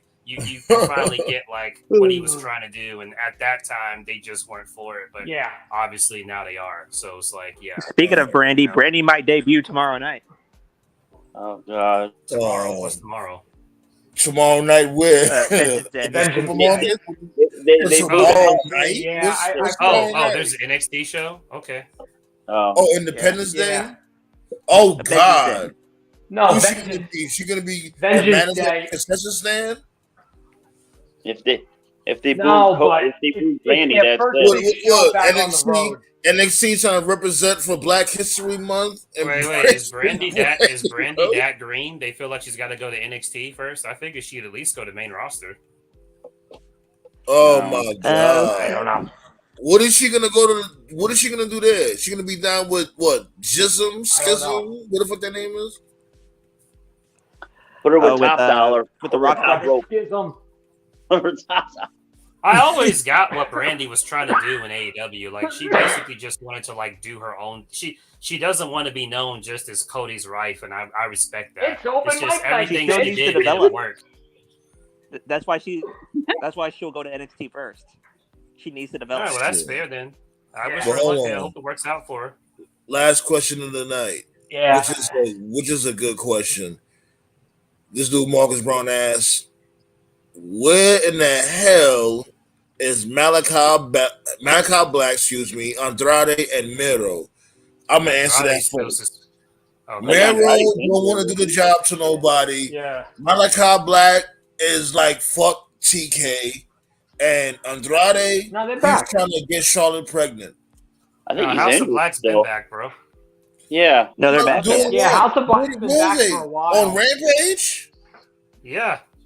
Yeah. They've been on Dynamite. No, they're on Dynamite. They started. Miro's at your local. Yeah, Black. Miro. Literally, as we were talking, I just saw Malachi Black on Rampage, like literally like 20 minutes ago. Yeah, he's still around. I think Andrade's good. Motherfuckers ain't jacking on damn Rampage. No, man, the problem with Rampage is like a lot of fans need to make up their mind because TK even said himself that this year he was going to start putting like, more of the top guys on Rampage, which he has done. Because last year Rampage was mostly Ring of Honor. It was mostly C-listers. So he's doing that, and now like y'all are complaining about that. So it's like, which is it? Look, this way he fucked up. This is what TK fucked up with Rampage. When he brought CM Punk on there, on his return, he couldn't capitalize off of that shit. He couldn't top that. There was nowhere else to go from that. There was nowhere else to go. Yeah, you're right. No. I saw Miro the other day at Walmart. He was like, the missing children posters. I saw Miro's face on it. But yo, before we get up out of here, besides, hold on. Before we get up out of here, you already know, Tobe, since you got this guy on your damn avatar, it's Black History Month. Let them give people the history on that guy. The Wiggle. The Wiggle. Norman Smiley. Big Wiggle. He's the GOAT. The GOAT. Pause. Yeah, the Wiggle. He is the GOAT. WCW Hardcore Champion. Man, Norman was great though. He was actually one of the best parts about WCW in their dying days. Him, fucking the Cat, and like Lance Storm. If I can be serious for a minute. What was that? The Canadian Triple Crown. He was like the TV, US, and Cruiserweight champion. Norman Smiley. In every hardcore match, WCW hardcore match, he'll be screaming off the top of his lungs. Right. Norman Smiley was great. He's still at the PC, I believe, right? Isn't he still? Yeah, he's a trainer. He's a trainer. Yeah. Norman Smiley is he's seriously, all serious. He's like one of my. Not only is he like one of my favorite black wrestlers, he's one of my favorite comedy wrestlers. He's one of my favorite wrestlers ever.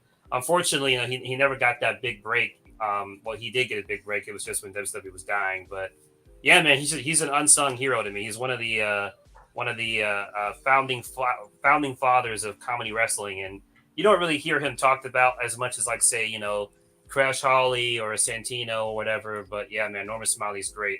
I think I'm gonna have like a random avatar every week. Those guys don't exist without Norman. Yeah, pretty much. He's the prototype. They should have had Norman Smiley versus Paul Orndorff, the Wiggle versus the dancing elbow drop. Orndorff elbow. That's great. That was what's up, man. I like that. That was a nice little piece on Norman Smiley right there. Not bad, you know. Even though he still fucking Yeah, sucks. no one was good. The wiggle. I'll never say the wiggle when it comes to that guy. Yeah, dude. Like, yo, what's your name? My name is the Wiggle. He had the sun. Bitch ass. He had a cool theme song. Marcus Brown. I've been meaning to say this for a while now. You mentioned Miro, Malachi Black, and Andrade. It's been long enough, so I love to give wrestlers the benefit of the doubt. I always give them time, and I feel like when enough time has gone by, it's time to call it. As of right now, I'm just going to say I think American wrestling is just not for Andrade. The only person who seems to have figured out how to work with him is Triple H. However, what people don't want to say is that Triple H did figure out how to make Andrade work, but it wasn't like Andrade had a long run. It was very brief. It wasn't like he had an Adam Cole run or a Bobby Roode run or a Neville run or a Bo Dallas run. I mean, it was a good run, but it was brief. But he did put him with the right person. Yeah. And this goes beyond AEW. Like when he had that match with Kenny and AAA, when Flair was with him, something was just off. Like his main roster run in WWE, it wasn't bad. I remember granted, it was with Rey Mysterio. I remember there were a few matches on SmackDown with Rey that were good. Like, they weren't like on the level of his NXT matches, but like they were good. But when you look at Andrade now, like he's a lot bigger, he's gained some muscle, and there was just like this crispness and quickness to his movement that he just doesn't have now. He just doesn't have it. And I feel like he would just be better in Mexico or in Japan. I feel like they would just really connect with him there. And it's very interesting. Do you think that he'll go to CM?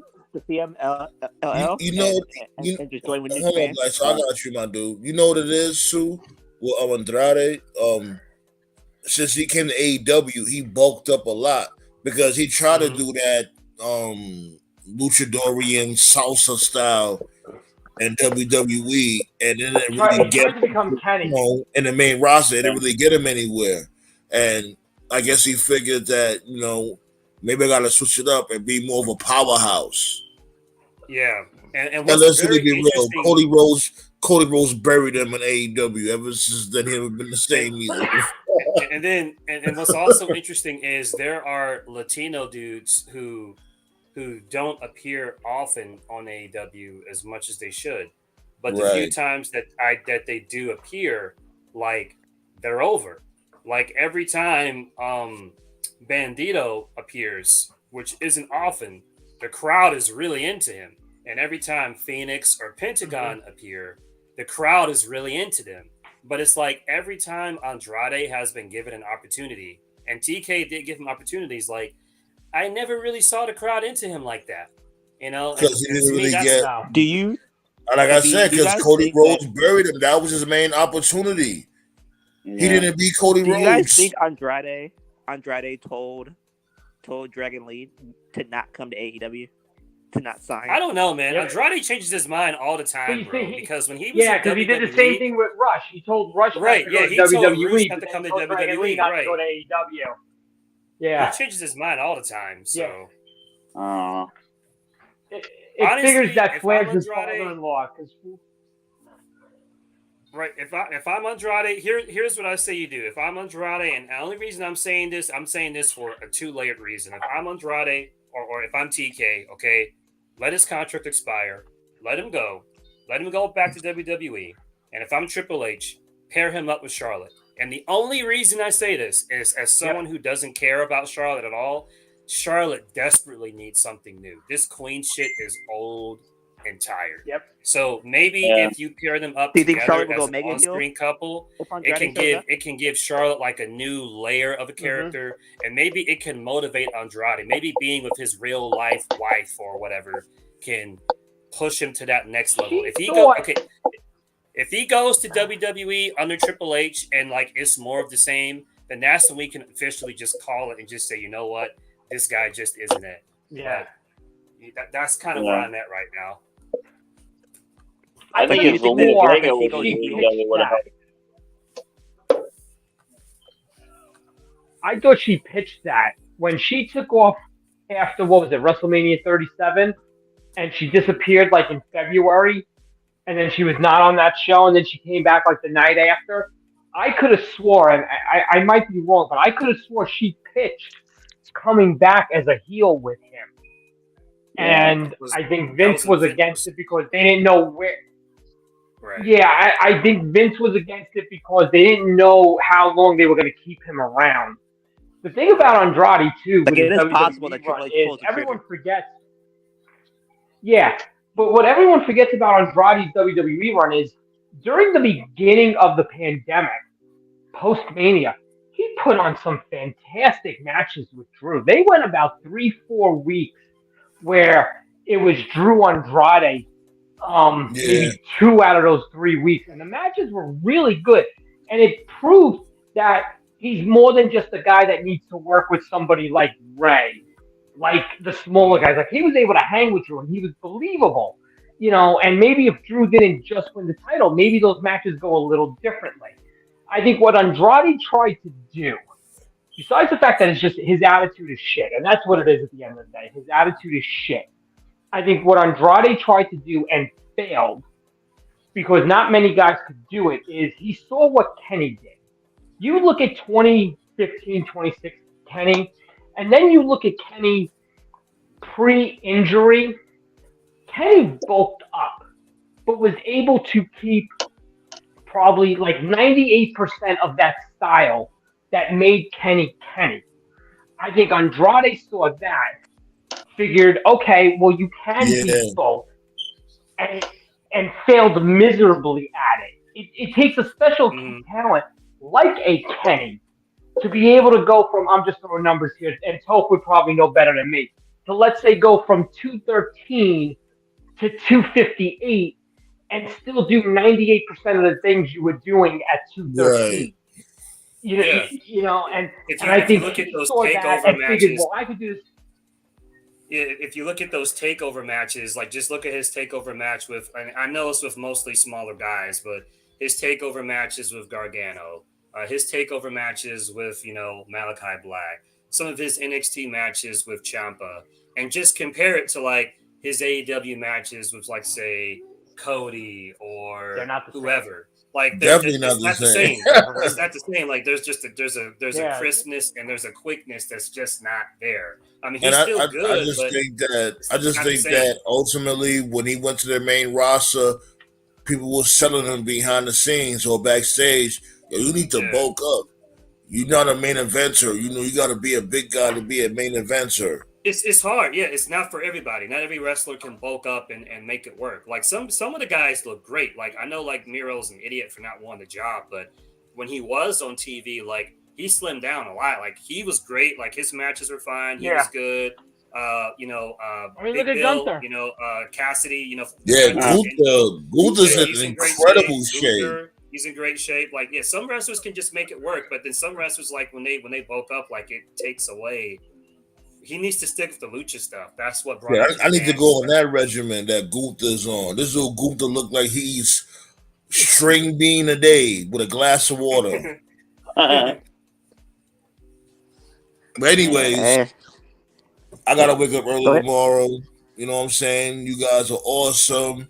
And we're gonna continue on this trend when it comes to Black History Month, when it comes to the wrestlers. You know what I'm saying? We're gonna talk about all the greats. When it comes to singles competitors, tag teams, black female wrestlers, a little bit there is of them. Yeah, Mark Henry. Do Mark Henry next week so I can fucking talk bad about Cena. Asshole. Yeah. Should we talk about? You think we should talk about Mark Henry next week? Yeah, how he got screwed out. But I agree. The Hall of Fame. You know what I'm gonna do? I'm gonna put up a poll. Pause. Yeah, there we go. In my community guidelines, so y'all can look it up. You know what I'm saying? All you gotta do is sub to the Roundtable, and you will see the the poll, and I'm have who should we talk about next week, and I'm gonna have a list of black wrestlers, and I'm gonna do it from now on to the end of February when it comes to Black History Month. That's a good idea. Get Ahmed Johnson on the show or Tony Norris, whatever. Anyone ever understand any fucking promo he did? You don't talk big shoot, and I'm like, real bad move. What really could have been? What really could have been? Because you want to talk about a guy who, coming out of the gate, had the rocket strapped to his ass. Okay, with a multitude of rocket fuel attached to it. Yeah. It was him.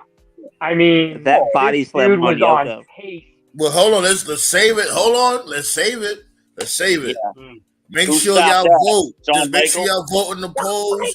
Make sure you like it. Make sure you share it. You know what I'm saying? We can talk about Ahmed next 97, week. what could have been. No, I'm just saying we're gonna have. That's what I'm saying. We're gonna you know what I'm saying. I'm gonna have the poll of all the different black wrestlers that we can talk about when it comes to this whole month of Black History Month.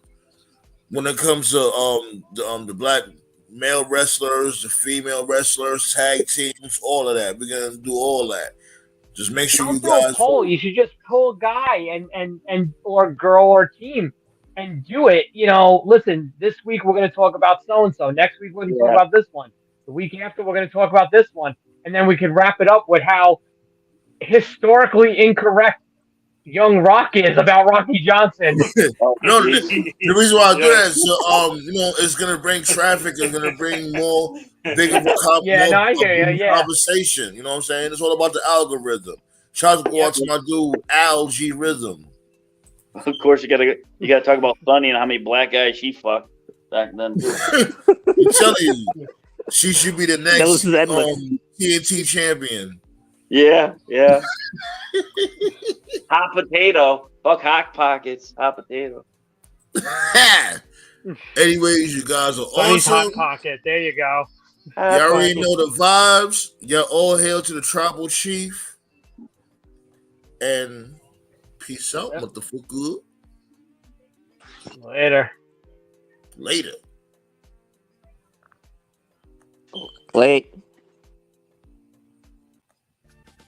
1 2 1 2. Yo. Fresh white paper, hip hop maker. Blasting through the speakers, gonna disturb the neighbors. I'm off on the bed, so you know she caught the vapors. She smoking that loud with the Hennessy chaser. Fly like a pilot, she feeling on my privates. I'm drinking like a pirate and fighting like a Irish. But I know to be a tyrant. The track is really biting. I'm getting real excited. Ain't no time for biting. Lyrical stamina, bring it to an amateur. Pussy slam dancing up, probably on camera. Daily illustrationist, been a hood favorite. Mr. Illy Bang, stay street like the pavement. Architect with the bars, got my weed from Mars. Winning from my slap will leave your face scarred. Respect my cabinet, put you in the emblem. Light you on fire, so sage can light a cigarette. Your balls don't got venom just like me. You can't move crowds just like me. Grew up in the struggle just like me. Smoking that good loud, yes indeed. Your balls don't got venom just like me. You can't move crowds just like me. Grew up in the struggle just like me. OTG always succeed. I spit the hot flame just like I was dousing. See rise my cock, her tits is bouncing. Front flush your legs, sweep your face on water fountains. You lost your manhood, still never found it. You think you fly like a child, you're grounded. See you on the avenue, people always clown him. He's an embarrassment, don't wanna be around him. Throw him into Bronx River, go ahead and drown him. The juggernaut of rap, steady like a spike back. Catch him with a pimp strap, spitting that white crap. I beat a silverback, mixed with a beer. Turn up, mix the alcohol with beer. Got that weed smoke in the atmosphere. On my way to the strip club, hell yeah. Beats get body, you can't stop me. I love shorty head game and sloppy. I roll with tyrants that's controlling the environment. Keep tracks firing, keep the streets admiring. All these other bums should be retiring. Give them the pink slip, please just fire them. Balls don't got venom just like me. You can't move crowds just like me. Grew up in the struggle just like me. Smoking that good loud, yes indeed. Your balls don't got venom just like me. You can't move crowds just like me. Grew up in the struggle just like me. OTG always succeed. That's right. Kata you mother scunt. Juggernaut of rappers in the goddamn building. Word up, BX representative. Smack the shit out the damn president.